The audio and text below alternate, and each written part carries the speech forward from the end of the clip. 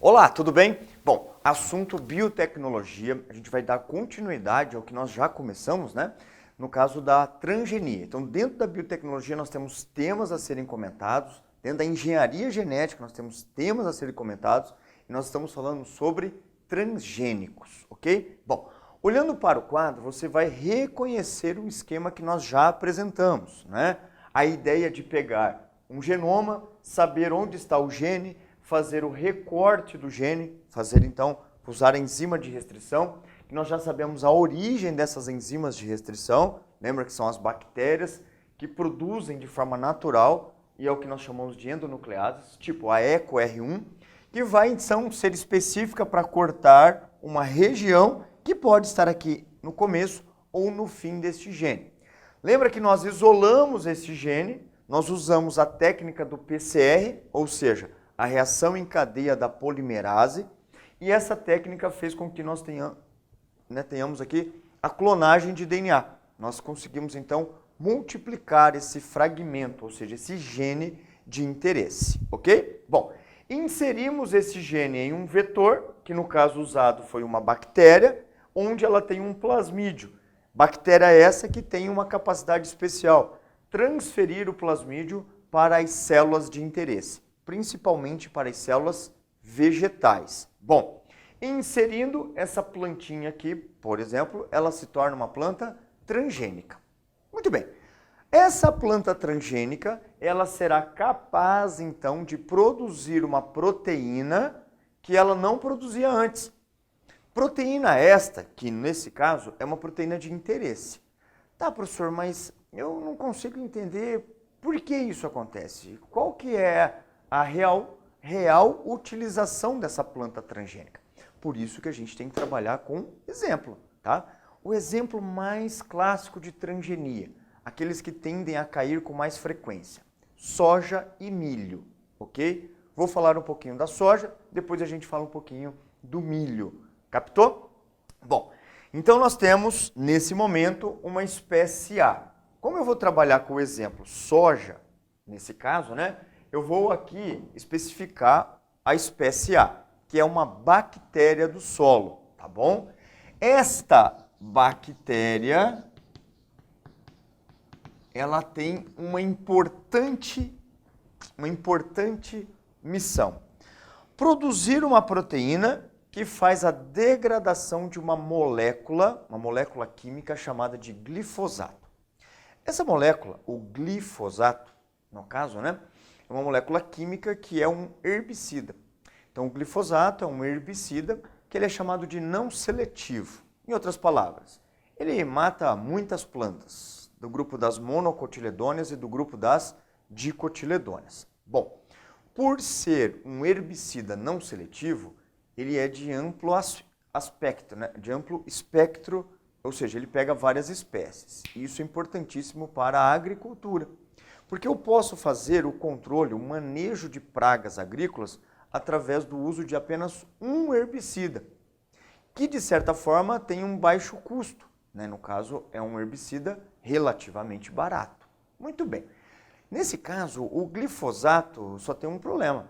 Ele mata plantas de soja, mata planta de milho, mata planta de trigo.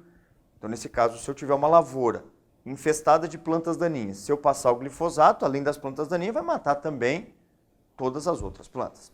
Muito bem. Então, o que os cientistas conseguiram identificar? Na natureza, existem bactérias, que nós estamos chamando de A, que produz, a partir de um gene, uma proteína. Proteína essa que degrada o glifosato. Entendi, professor. Então, a intenção é fazer com que a soja, que a gente vai colocar como espécie B, degrade o glifosato, para que ela não seja atingida, para que ela não seja morta. Muito bem. Então, os cientistas, como primeiro passo, identificaram a bactéria, fizeram o genoma da bactéria e encontraram o gene que produz essa tal proteína que degrada o glifosato. Perfeito, estamos no caminho. Qual que é o passo agora? Eu vou pegar esse gene, vou cortar o gene através de enzimas de restrições específicas, isolei o gene, amplifiquei, fizemos clonagem desse DNA, ou seja, multiplicamos esse gene e agora eu vou colocar o gene em um vetor. No caso da soja, o vetor mais usado é exatamente este, a bactéria. E essa bactéria então tem o seu plasmídio. Plasmídio este que agora vai receber o gene de interesse e aí esse gene de interesse será colocado aqui nesta planta de soja, tá bom? Então quem que é a nossa espécie B agora? Nossa espécie B é a soja. E essa soja recebe um nome que é RR. Esse RR, ele vem de Roundup Red, tá? Que é um nome comercial. Deixa eu puxar para cá um pouquinho.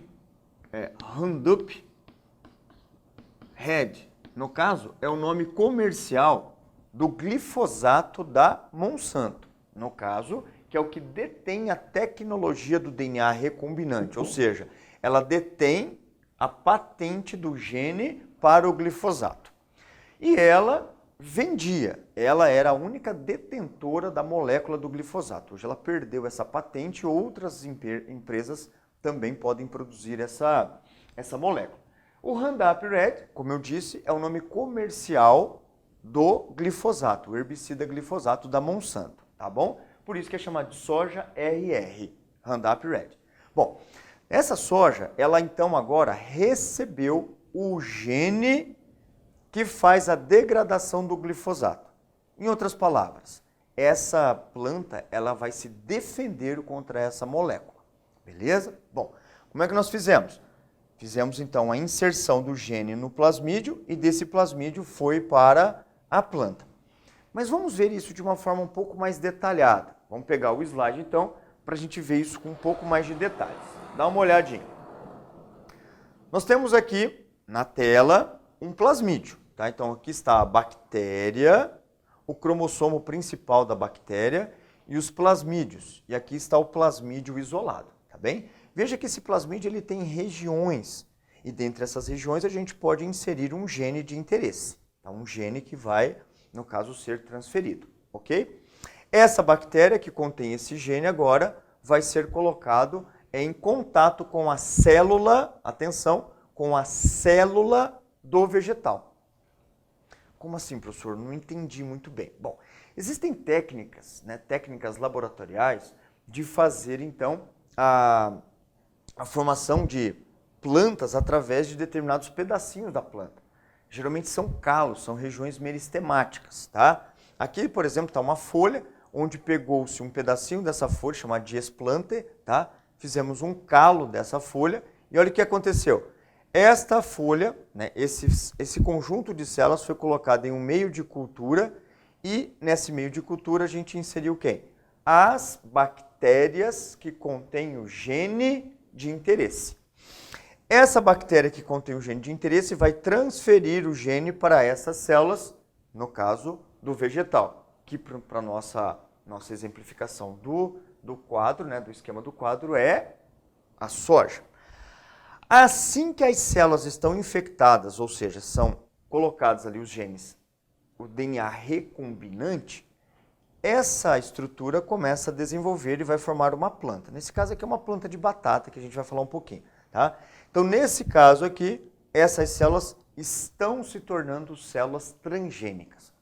Como elas vão dar origem a uma planta completa, toda a planta é ou será transgênica dentro do contexto, tá bem? Bom, como vocês estão vendo aqui no slide, você está vendo aqui no slide um outro exemplo de produção de vacina comestível, tá? Então, é um mundo que pode ser explorado de maneiras bem diferentes. Nesse caso aqui, a técnica é basicamente a mesma, né? Onde se usa o plasmídio para fazer a inserção do gene produtor de uma proteína nesta planta e essa proteína vai servir como um antígeno. A pessoa come essa planta, uma batata, por exemplo, e ela vai comer a proteína que o organismo vai reconhecer como estranha. E assim sendo, ela pode ser até imunizada contra essa proteína. Então veja que é um mundo muito amplo, tá? Aproveitei para fazer esse comentário em cima desse slide. Mas vamos focar no seguinte detalhe. Essa é a técnica de transferência de gene de uma espécie para outra. Então vamos voltar para o quadro para a gente falar sobre esse detalhe, tá bem? Olha só, temos então aqui a bactéria de interesse, o gene de interesse, o vetor, que é uma outra bactéria, ela inseriu este gene nessas células. Mas se você reparar, nem todas as células estão com o gene. Então eu preciso fazer uma espécie de teste. Eu preciso fazer uma triagem. Bom, essa triagem, ela tem um fator até meio lógico. Eu preciso fazer um teste para ver se essas células são resistentes ao glifosato. Concorda? Como é que a gente vai fazer isso? Bora.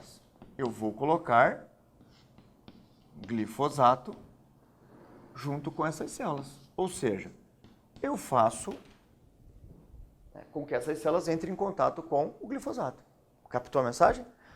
Se essas células sobreviverem a esse contato, sobreviverem a essa dosagem, significa que ela incorporou o gene e significa que ela está produzindo a proteína de interesse. Ou seja, ela se tornou uma planta transgênica. Captou? Esta planta, professor, mas nem todas as células vão sobreviver. Beleza, se essa for eliminada, sobraram outras células que de natureza meristemática, elas vão fazer o quê? Multiplicar. Ao multiplicar, estas células vão tornar uma planta, tá bom? E assim sendo, esta planta, nesse caso, que a gente está tratando uma plantinha de soja, ela será totalmente transgênica. Tenha isso em questão, tá? Ela será totalmente transgênica, ok? Professor, e se ela apresentar flores? As flores serão transgênicas. Professor, e se ela apresentar a vagem? E nessa vagem encontrarmos as sementes? Todas as estruturas serão transgênicas. Aí vem o lance importante. As sementes também são transgênicas. Captou? Se as sementes também são transgênicas, eu posso plantar a semente que vai então gerar uma nova planta transgênica. Planta resistente ao glifosato. Captou essa mensagem? Tá? Então, dentro do aspecto geral, nós fizemos a transferência de um gene de uma bactéria para uma planta de soja.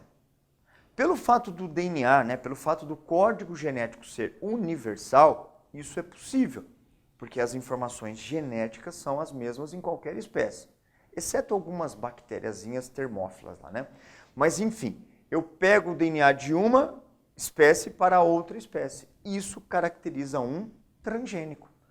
A soja transgênica, nesse caso, vai ser multiplicada, porque as sementes dela também são transgênicas, ok? Muito bem.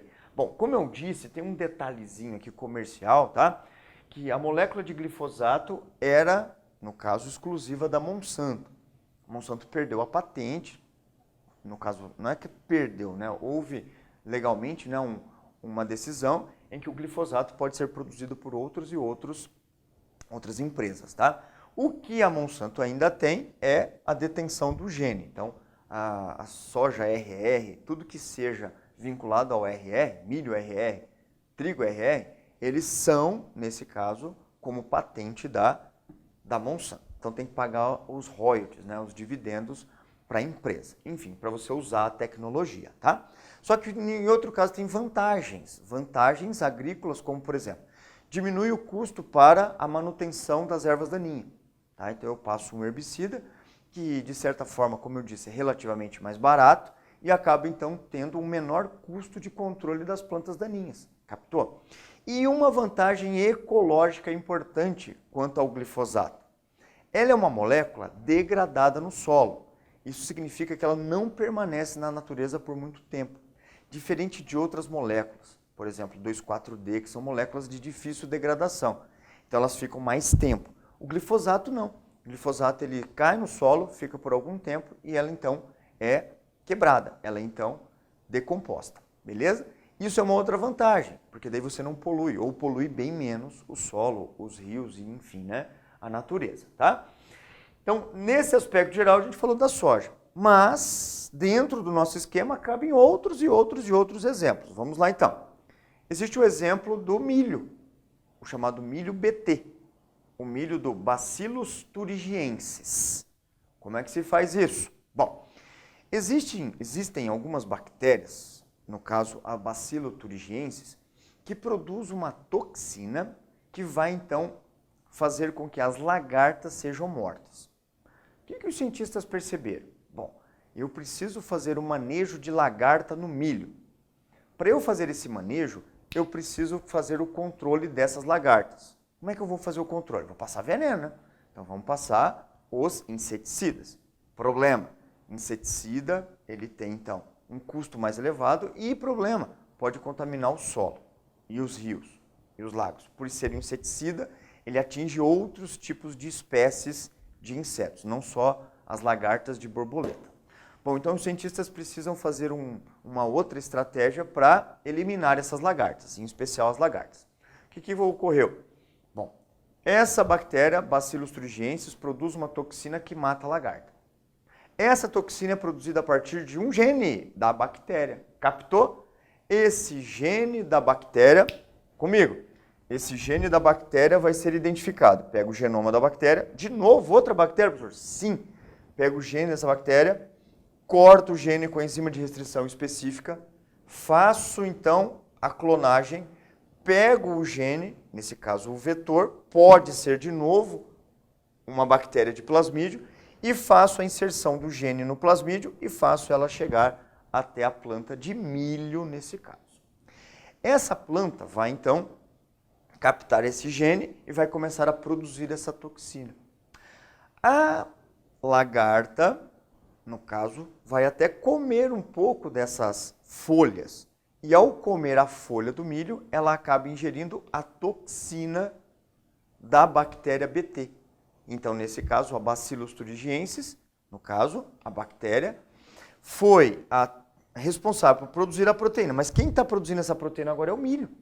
Tá? Então, a lagarta vai lá e come e acaba morrendo. E aí você faz o manejo pontual dessas lagartas, ok? A lagarta vai comer um pouquinho, mas do tanto que ela poderia comer, o estrago que ela poderia fazer, foi o mínimo possível. Ou seja, toda a planta de milho é transgênica. Então, se a lagartinha comer um pedacinho da folha, ela vai se dar mal. Se ela comer um pedacinho, enfim, da planta em si, vai ter a toxina. Vai ter a toxina para a lagarta. Tá legal?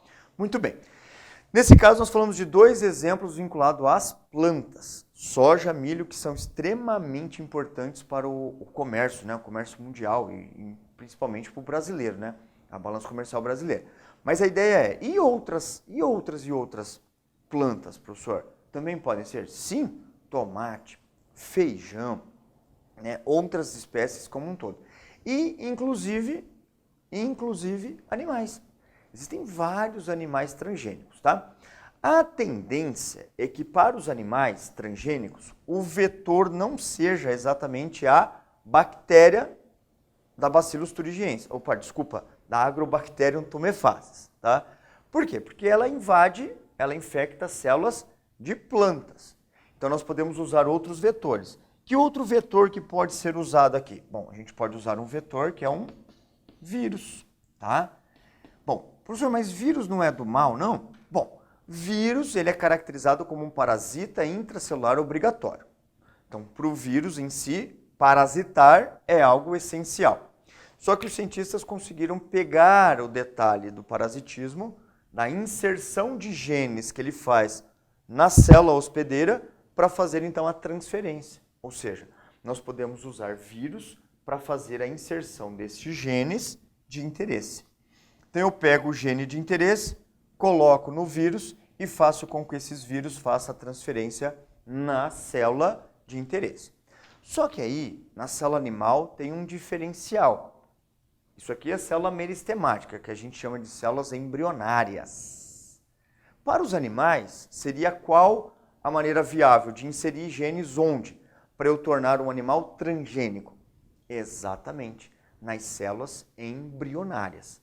Então, no lugar daqui ser uma célula meristemática, aqui é uma célula embrionária. Pode ser até dentro do ovo, se o animal for ovíparo, né?